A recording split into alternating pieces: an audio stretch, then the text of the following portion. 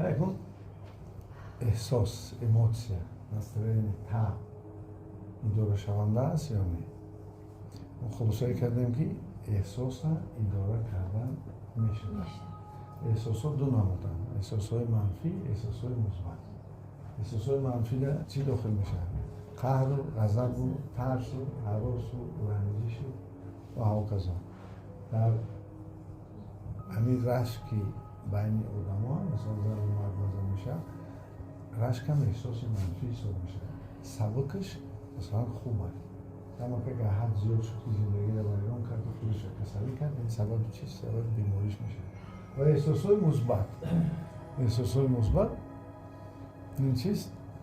بخشش، مهر، محبت، خیرخواهی، همدردی، مثلا همدلی، امید، آینده بینی، باوری. اینا احساسات چی هستند؟ احساسات مثبت هستند. از این برمی‌آید که ما باید احساسات مثبت ما بسیارتر باشند، احساسات منفی ما کمتر. مثلا کمتر تماما احساس غضب نداشته باشیم، پس سیاست ما نمیگذره. باید اندک انسان احساسات مثلا یک کمتر غضبی سبک داشتنش هیچ گپ نیست، لیکن حد گذشت کسلی میشن. ما البته بعضی ها در دیگر رنجش میگیریم، این سبک باشه سرحدهای ما رو معین میکنن، ما یا دیگر احتیاط میکنیم، لیکن حد گذشت این چی میشه؟ بیماری میشه. احساس میشه و اداره کردن.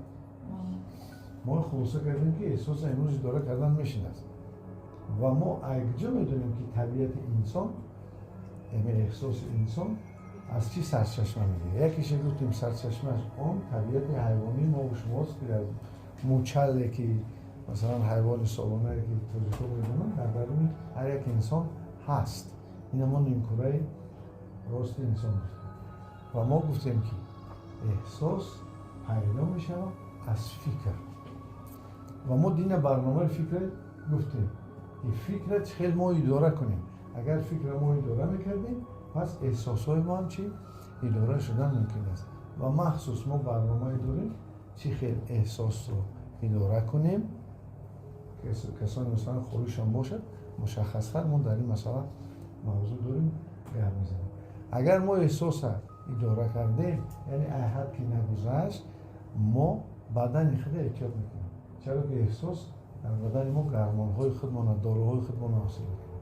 داروهای ما اگر که معیار داره انسان بدنش کمتر پسند میشه، تیزتر صحت میشه و اگر کسل شود و من حالت حیثیتی حلاوت بخشش بیشتره. برای همین ما حیوان فرقیتمون همین است.